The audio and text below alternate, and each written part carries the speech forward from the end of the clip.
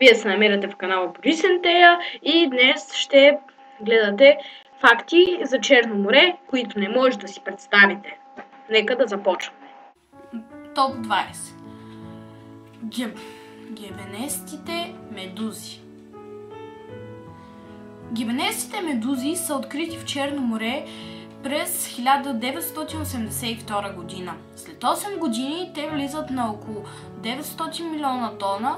Те са приличани и загубили за 350 милиона долара на риболовна и туристическа индустрия в Черно море.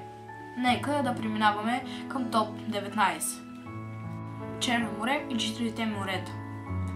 Черно море е едно от четирите морета, наречени на английски с общи цветове и терми. Другите са Червено море, Бяло море, Жълто море.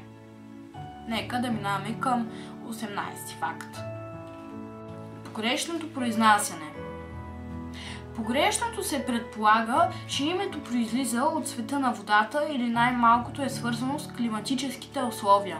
Черно или тъмно в този контакт обаче се отнася до системата, в която цветовете представляват кардиналните точки на познатия свят.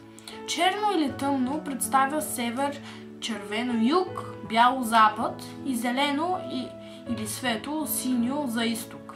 Нека да минаваме към топ 17. 17.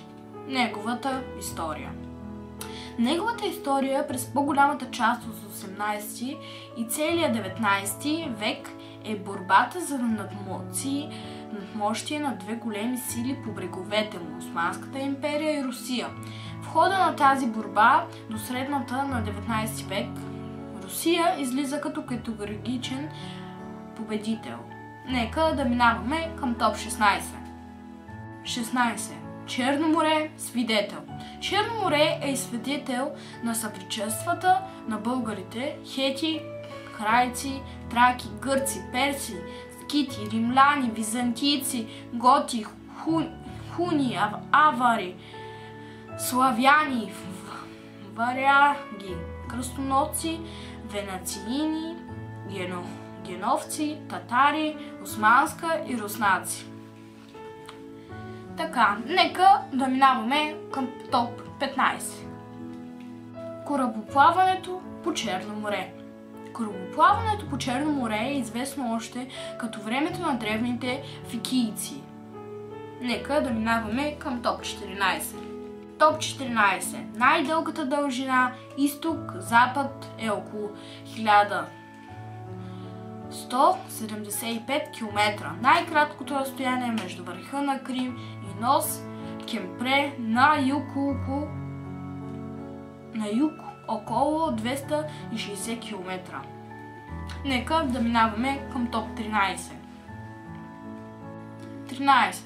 Водно тяло. Водното тяло с груба основа форма от площ от 436 400 квадратни километра. Нека да минаваме към топ 12. Топ 12. Бреговата ивица на Черно море е слабо раздалечена с изключението на северозападните и северните бряг, които са ниски и надбрезени от множество дарета, долини и реки, чието усти често са блокирани от пясъчни коси. Планината на Южен Крим образуват единствените стръмни скалисти райони. Нека да минаваме към топ 11.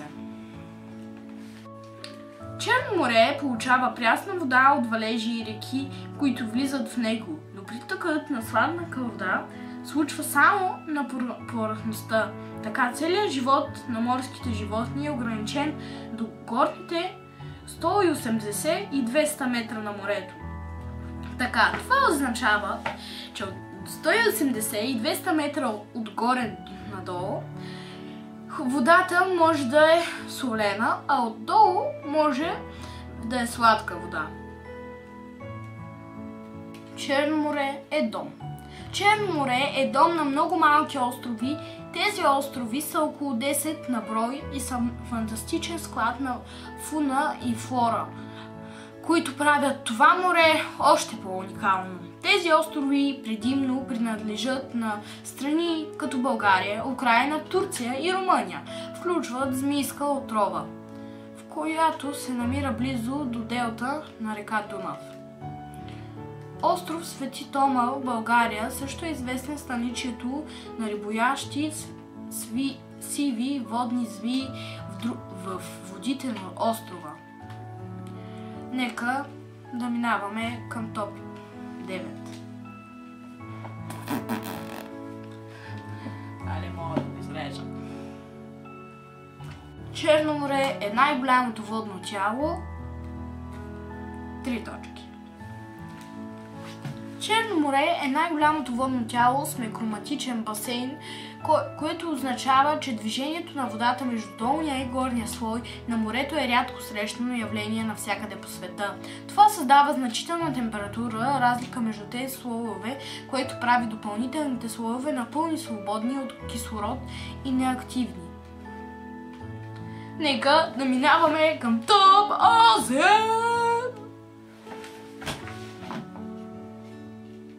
Топ 8. Друга интересна характеристика. Друга интересна характеристика на това море е, че няма забележими и приливни и отливи. След това нивата на водата не претърпяват никакви колебания. В резултат на повърхността на морето е спокойна и небезпокоявана. Още една причина да скочите в него и да се насладите на релаксиращото плуване. Нека да минаваме към топ 7. Къпането в Черно море е нормално, както във всяко друго море по света. Безопасно е и приятно с прекрасната природа наоколо. Нека да минаваме към топ 6. Топ 6. Много морски геолози. Топ 6. Много морски геолози смятат, че преди няколко хиляди години Черно море е било сладководно езеро. Голямо наводнение в Средиземно море позволява навлизането на солена вода в това езеро, което го кара да стане солено. Нека да минаваме към топ 5!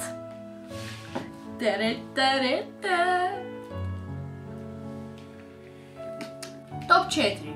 Водата на Черно море.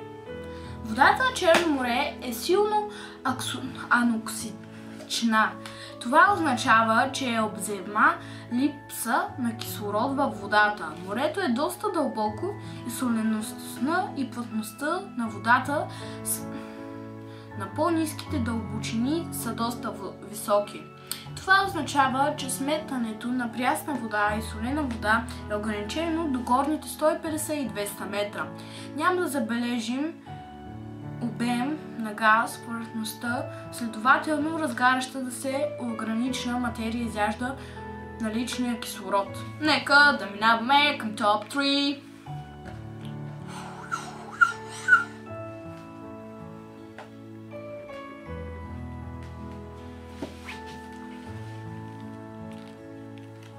Топ 3. Максималната дълбочина. Максималната дълбочина на вътрешното море е повече от 2 км. В него се вливат много реки като Дунав, Днепър, Южен Буг, Денесър и Риони. Проливът Бсофър свързва Черно море с Средиземно море, след срещата с Егейско море и Критско море. Черно море е свързано и с Мраморно море и пролива Дарданелит. Огромното море. Топ 2. Огромното море се простира на площ от 430 квадратни километра. Освен заобикалящите го страни, водното тяло също има извисяващи се планини като Казахстан, Крим и Потийско море. Съответното на изток, север и юг, на северозапад и югоизток се пада съответно Добруджанското плато и Страджанската планина. Нека да минаваме към топ 1. Топ 1. Древните мореплаватели смятали, че Черно море е труден за плаване воден басейн, тъй като дивите племена са обитавали бреговете му. В допълнение, аксотичният характер на черноморската вода, поради който процесът на разлагане е бавен, в долните водни слойове също довежда до няколко страшни слухове, които правят морето печално известно. Много благодаря, че бяхте тук. Другия път абонирайте се за канала и другия път. Довиждане и приятен ден!